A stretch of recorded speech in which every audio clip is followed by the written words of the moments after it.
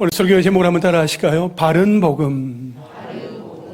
사랑하는 성도 여러분, 2024년도 원래 우리 교회의 표어는 성령을 따라가는 교회입니다. 말씀과 기도로 성령을 따라 행진하는 우리 개인과 가정, 목장과 교회가 될 수 있기를 간절히 소망합니다. 그런데 내가 부족해서 성령을 못 따라가면 어떡하나? 내가 믿음이 없어서 성령을 놓치게 되면 어떻게 하나 하는 걱정은 하실 필요가 없습니다. 여러분, 성령을 따라 행진한다는 것은 하나님께서 우리와 함께 해주신다는 약속입니다. 하나님은 약속하신 것은 반드시 이루시는 분이시지요. 우리와 함께 하시고 날마다 때마다 우리의 걸음마다 도우시고 함께 하신다는 그 하나님의 약속을 온전히 붙들고 나아갈 수 있게 되기를 간절히 바랍니다.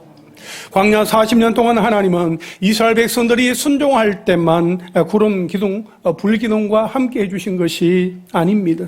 이스라엘 백성들이 원망할 때나 불평할 때에도 40년 지나는 동안에 하나님은 단 한순간도 그들을 떠나신 일이 없습니다.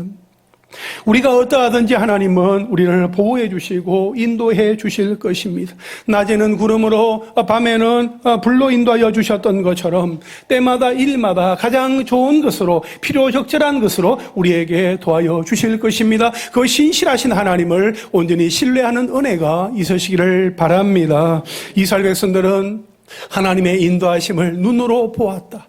눈으로 목도했다고 했습니다. 마찬가지로 우리의 삶 속에서도 하나님께서 우리를 위하여 일하시는 것을 우리가 볼 수 있게 되기를, 또 목도할 수 있게 되기를, 우리의 삶 속에서 하나님이 나와 함께 하시는구나, 그것이 우리의 삶 가운데 실제가 되어지는 그 놀라운 은혜를 경험하는 우리 모두가 될 수 있기를 간절히 소망하며 축복합니다. 여러분, 제가 10개의 문장을 소개하며 읽어보겠습니다. 해당 사항이 있으면 여러분의 손가락을 한번 접어보시기를 바랍니다.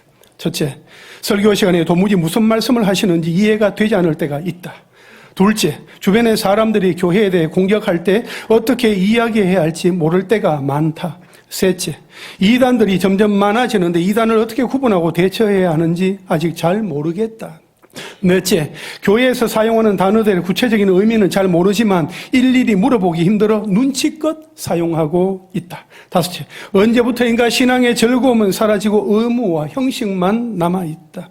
여섯째, 전도를 하고 싶은데 기독교와 성경에 대해 제대로 설명을 못하겠다. 일곱째, 설교 시간에 목사님께 손을 들고 질문하고 싶은 충동이 느껴진 때가 있다. 여덟째, 교회에 다닌 지 오래되었지만 생활이나 성품 면에서 달라진 점이 없는 것 같다.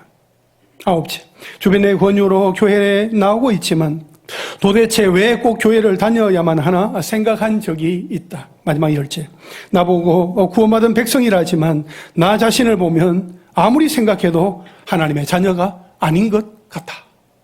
여러분, 몇 가지를 꼽으셨습니까? 몇 개나 되나? 몇 가지를 꼽게 되었나? 사실 그게 중요한 게 아닙니다. 사실 이런 항목들은 우리가 신앙생활을 하면서 한 번쯤은 고민해 보았을 법한 이야기들이다 하는 것입니다. 이런 고민을 하면서도 신앙생활은 계속 하지만 속 시원하게 해결하지 못한 채 답답함을 가지고 신앙생활을 계속해서 하시는 분들도 있고, 신앙생활은 오래 했지만 신앙에 기초가 없어서 방황하고 의심하다가 가나안 성도가 되는 분들도 있습니다. 가나안, 거꾸로 말하면 안 나가, 교회 안 나가요. 안 나간다는 거예요. 믿음을 잃어버린 것은 아닌데 굳이 교회까지 나갈 것 있나, 온라인으로 예배를 드리든지 내 신앙 내 스스로 지키면 되지 하는 성도를 가나안 성도라고 하는데요, 교회를 떠나는 가나안 성도들 중에 다수가 성경 공부가 없어서 양육을 받지 못해서 라고 대답한다고 합니다. 반면에 이런 분들도 있습니다. 목사님, 저는 성경 몰라도 돼요. 말씀을 알면 말씀대로 살아야 되잖아요. 저는 목사님 말씀에 순종할 테니 저한테 성경 공부하라고 말씀하지 마세요 라고 말합니다. 그러면 과연 그런 분들이 나중에 목회자의 말에 순종을 잘 할까요? 여러분, 말씀이 없으면 생각이 변하지 않습니다. 당연히 삶의 변화나 성품의 변화로도 이어지지 않습니다. 순종하기보다 자기의 주관이나 신념, 경험이나 방식으로 예수를 믿으려고 하고 오히려 교회 안에서는 세상의 가치와 세상의 기준 그리고 세상의 원리를 적용하려고 합니다. 여러분, 예수 믿는데 무슨 공부가 필요하냐? 교회 다니는데 뭘 훈련 받아야 되냐? 그런 마음이 들기도 하지만 교회가 성도들을 말씀으로 양육하지 아니하고 훈련하지 않으면 답답한 마음을 가지고 지루한 신앙생활을 하든지 교회를 떠나든지 아니면 다른 가치와 기준을 교회로 들고 와서 교회의 하나됨을 방해하고 나뉘게 하고 어렵게 한다 하는 것입니다. 여러분, 이러한 문제는 초대 교회 때부터 있었습니다. 첫째로 바른 복음에서 떠난 사람들입니다. 오늘 보면 갈라디아서는 비시디아 안디옥과 이고니온과 또 루스드라와 더베를 중심으로 한 갈라디아 지방의 교회들에게 사도 바울이 보낸 편지입니다. 이 갈라디아 남부 지방의 교회들은 사도 바울이 1차 전도 여행 때에 바나바와 함께 고난을 무릅쓰고 세운 교회들입니다.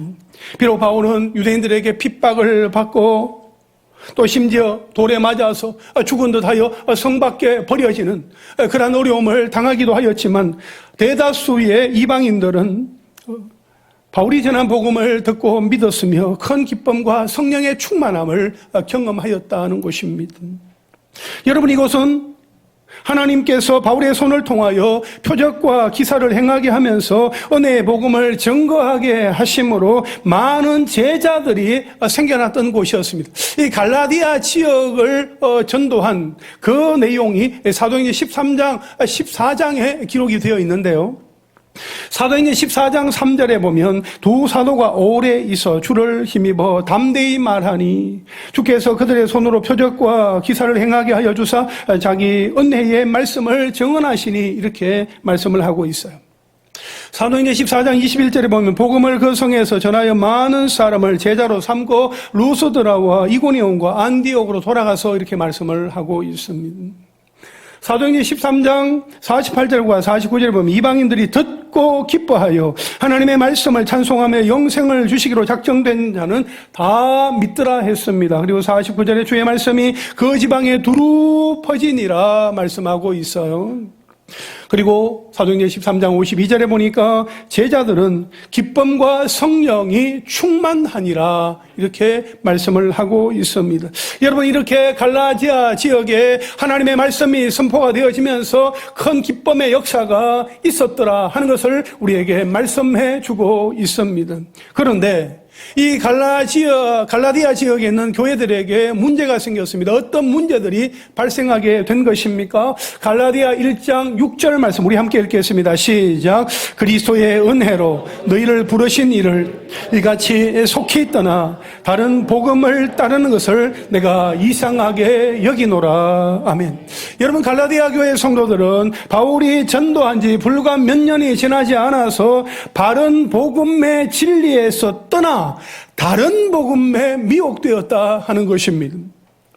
여기에서 속히 떠나라는 표현에는 갈라디아 교회 성도들이 바울이 전했던 복음 그리고 그들이 받아들였던 그 복음을 얼마나 쉽고 빠르게 포기하고 다른 길로 갔는가 하는 것에 대한 바울 자신의 깊은 탄식과 그들에 대한 어떤 책망이 담겨 있습니다. 또한 이 표현은 갈라디아 교회 성도들이 단순히 시간적으로 빨리 복음을 저버리는 배교 행위를 했음을 나타내는 것만은 아닙니다. 물론 그들이 바울이 전한 복음에서 신속히 다른 거짓 복음으로 떠나버린 것은 사실이지만 여기에는 시간적인 개념, 그 이상의 의미가 여기에 담겨져 있습니다. 왜냐하면 이 표현이 과거 구약 이스라엘 백성들의 모습을 상기시켜 주기 때문이지요. 출애굽기 32장 8절에 보면 그들이 내가 그들에게 명령한 길을 속히 떠나 자기를 위하여 송아지를 부어 만들고 그것을 예배하며 그것에게 제물을 드리며 말하기를 이스라엘아 이는 너희를 애굽 땅에서 인도하여 낸 너희 신이라 하였도다. 모세가 하나님을 만나러 시내 산에 올라간 그 사이에 이스라엘 백성들이 모세를 기다리지 못하고 자기들을 인도하여 낸 그 신을 만들어내라 그렇게 요구하면서 금송아지를 만들어서 그 우상을 숭배하는 그런 모습을 보여주고 있는 거죠. 이스라엘 백성들이 하나님으로부터 속히 떠나버린 그런 모습을 여기에서 말씀하고 있어요.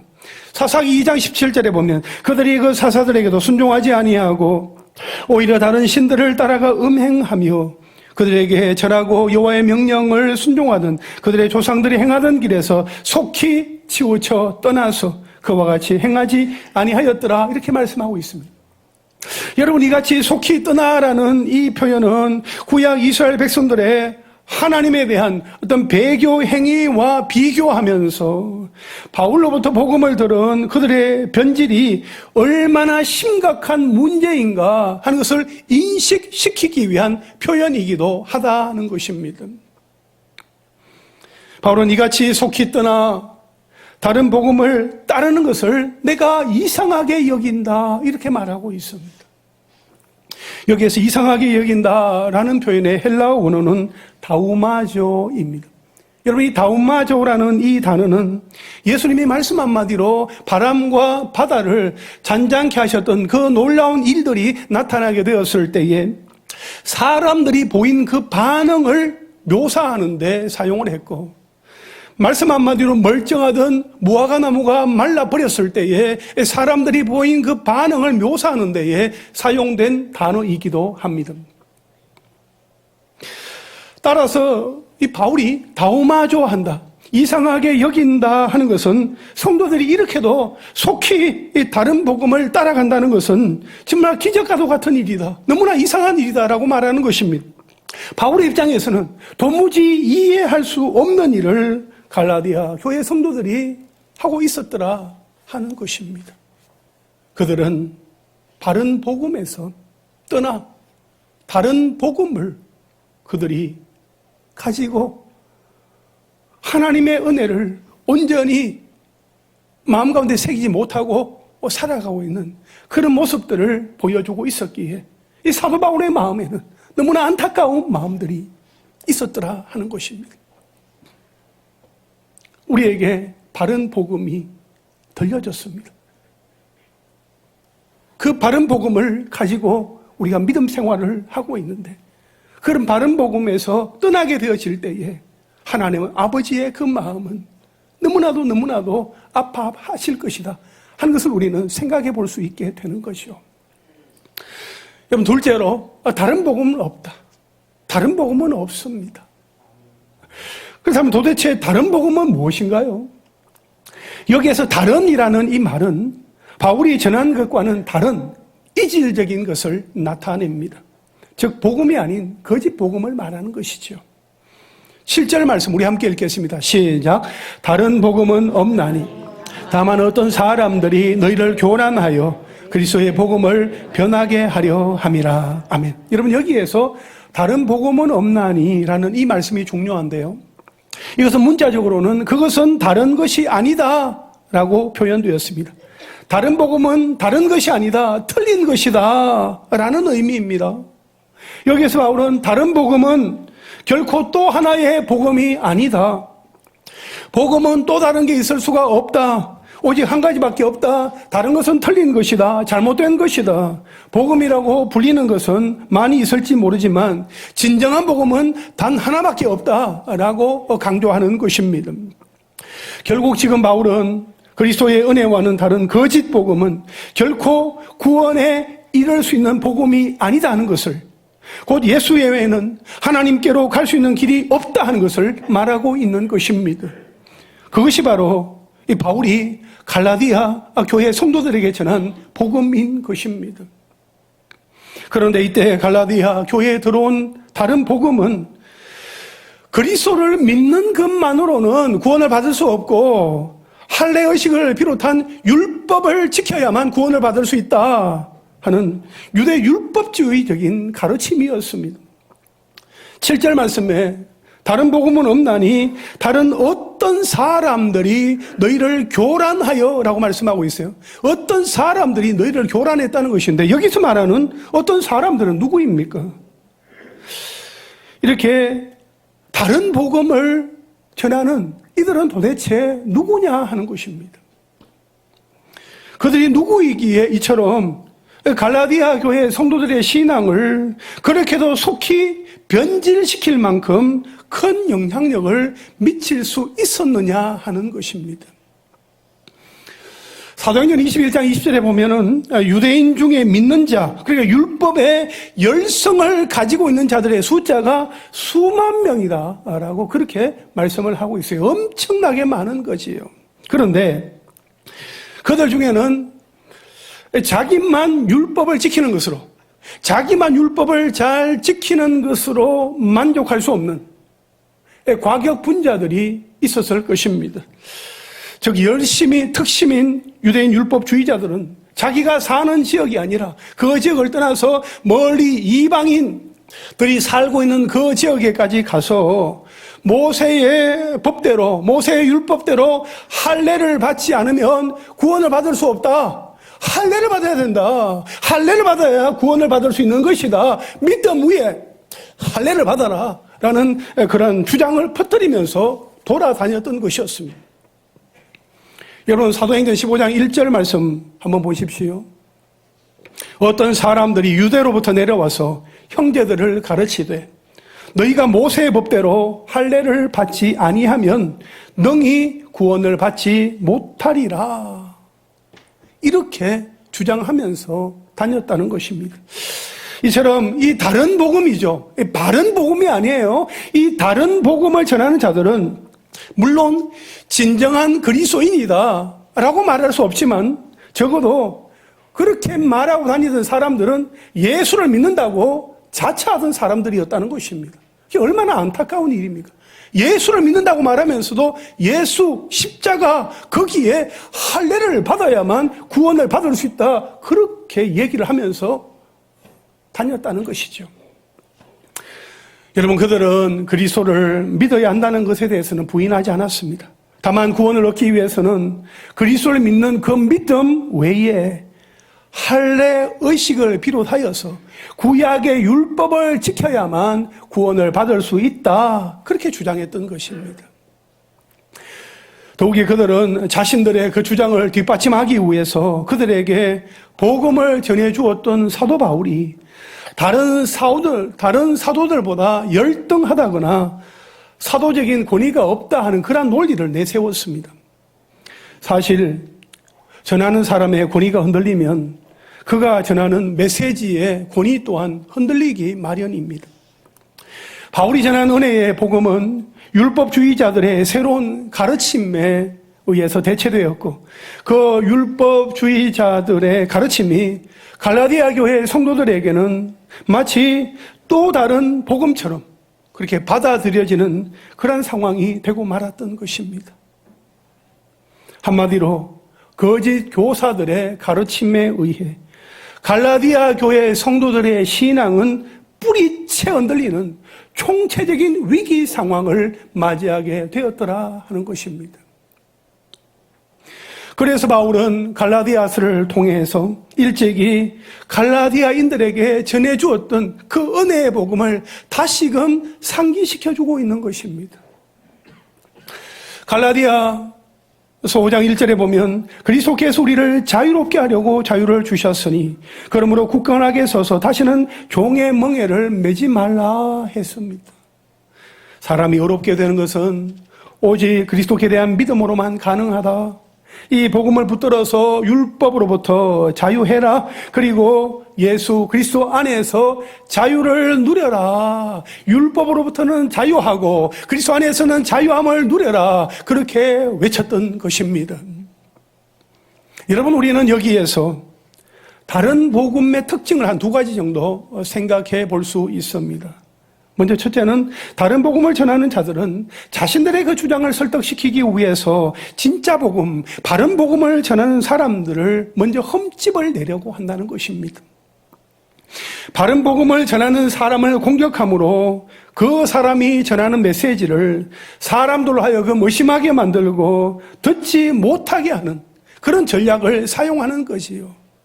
바울은 사도로서 자격이 안 돼. 사도가 어떻게 그럴 수 있어? 다른 사도들보다 부족해. 그렇게 사람들이 사도 바울을 비하시키고 비방했습니다. 오늘날도 마찬가지입니다. 목사를 신뢰하지 않으면 어떻게 목사가 전하는 하나님의 말씀을 신뢰할 수 있겠습니까?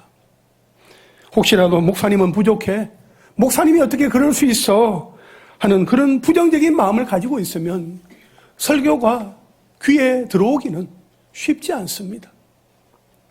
비록 예배하는 자리에 나와 앉아 있어도 말씀은 하나도 듣지 못하는 곳입니다. 그렇게 되면 영혼은 점점 메말라 갑니다. 완고해집니다. 말씀을 받아먹지 못하다 보니까 영적인 굶주림에 빠지게 되는 것이지요. 그러면 결국 다른 것으로 자신의 영혼을 채우려고 하게 됩니다. 무엇보다 다른 복음의 또 하나의 특징은 예수 그리스도의 십자가를 희석시키려 한다는 것입니다. 예수를 부인하지 않습니다. 예수를 믿습니다. 그러나 십자가의 그 능력을 약화시키려고 합니다.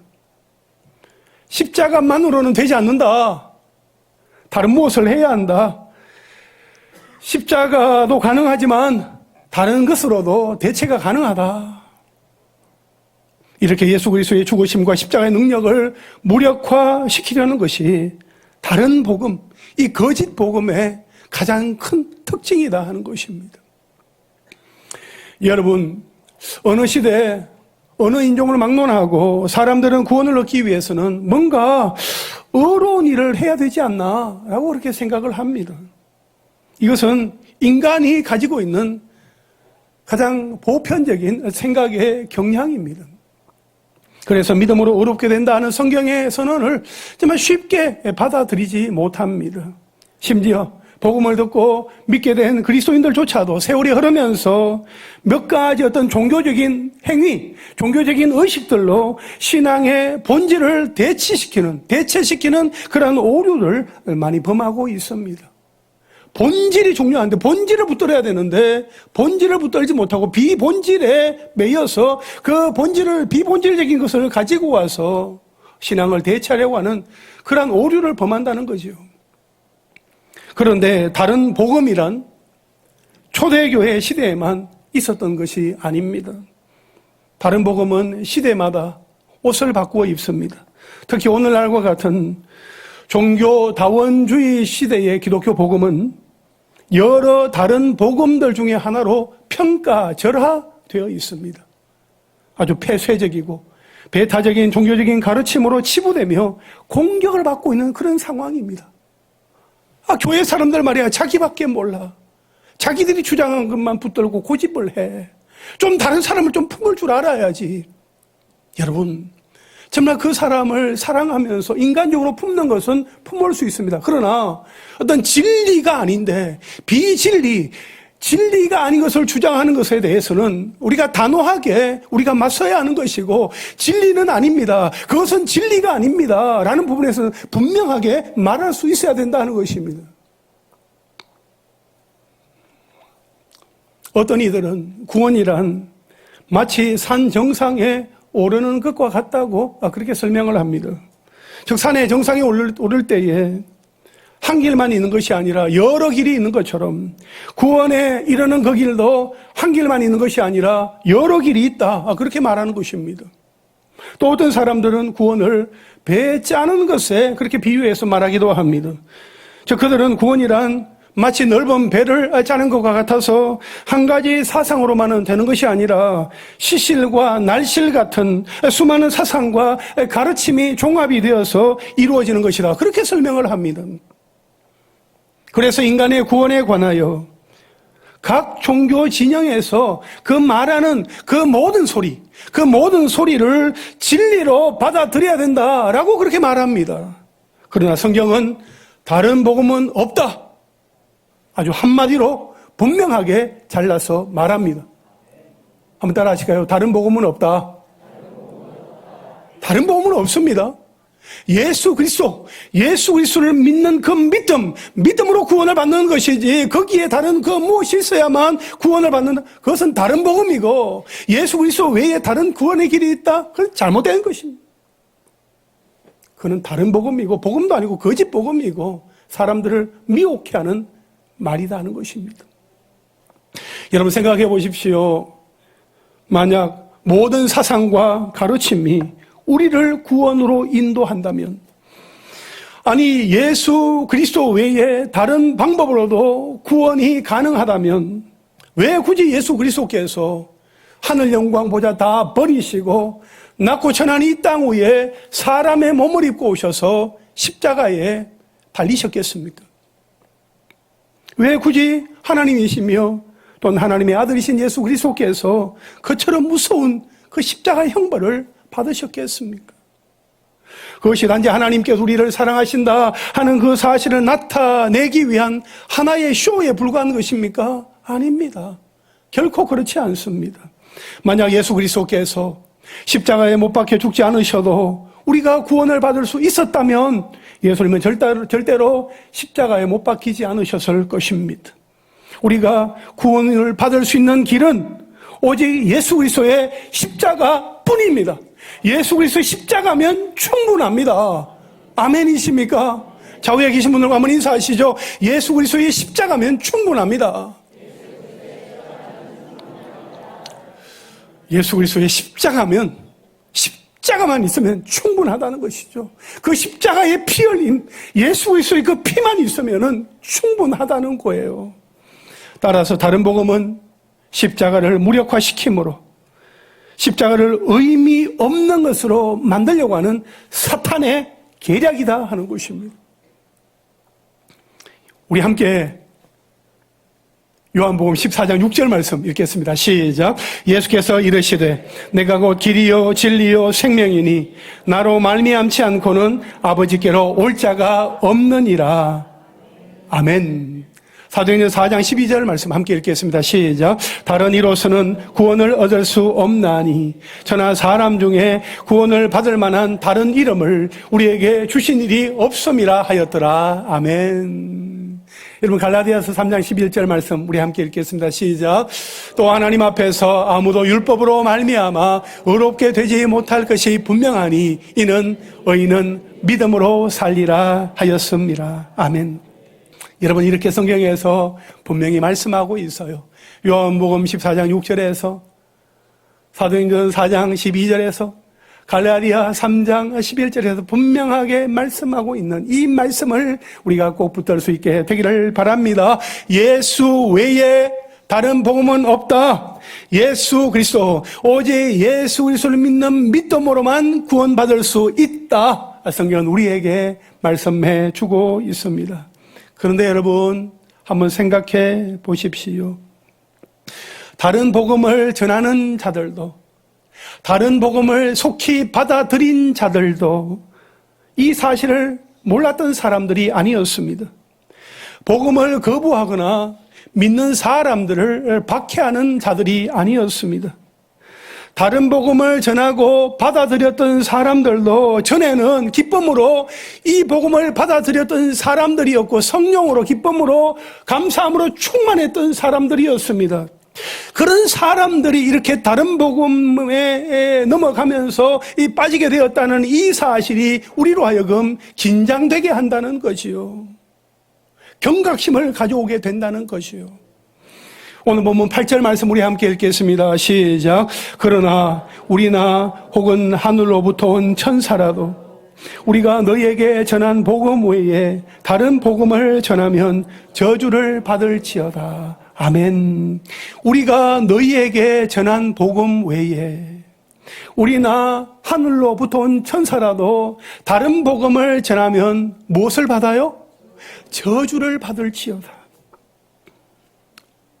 여기에는 바울 자신도 예외가 아니다 하는 것을 말하고 있어요. 그러므로 우리 중에 그 누구도 나는 절대로 다른 복음과는 상관없어 라고 말할 수 있는 사람이 없습니다. 유대교에서 개종한 사람들이 유대교의 그 할례 의식을 가져와서 복음에 접목시켰던 것처럼 우리도 유교나 불교, 토속신앙이나 인본주의 등 내가 전에 가지고 있던 신념이나 열심이나 사상, 지금 내가 살고 있는 이 시대의 문화를 가지고 복음에 접목시켜서 내가 복음으로 변질시키기가 너무나 쉽다는 것입니다. 분명히 복음이 있는데 내가 가지고 있는 생각이나 사상이나 느낌이나 감정이나 주장이나 주의나 또 이 시대의 여러 가지 어떤 문화들을 복음에 가지고 와서 복음에 집어넣어서 하나님의 말씀이 아닌 십자가 복음이 아닌 내가 복음을 만들 수 있는 개연성이 농후하다는 것입니다. 조심해야 된다는 거지요. 그러면 안 됩니다. 그러면 안 돼요. 그러면 안 되는데 그렇게 하면 어떻게 된다는 거예요? 오늘 말씀에 저주를 받는다고 했습니다. 얼마나 무서운 말씀입니까? 여러분 신명기 4장 2절에 내가 너희에게 명령하는 말을 너희는 어떻게 하지 말고 가감하지 말고 더하거나 빼지 말고 그 말이죠. 내가 너희에게 내리는 여호와 그러니까 너희 하나님 여호와의 명령을 어떻게 하라고요?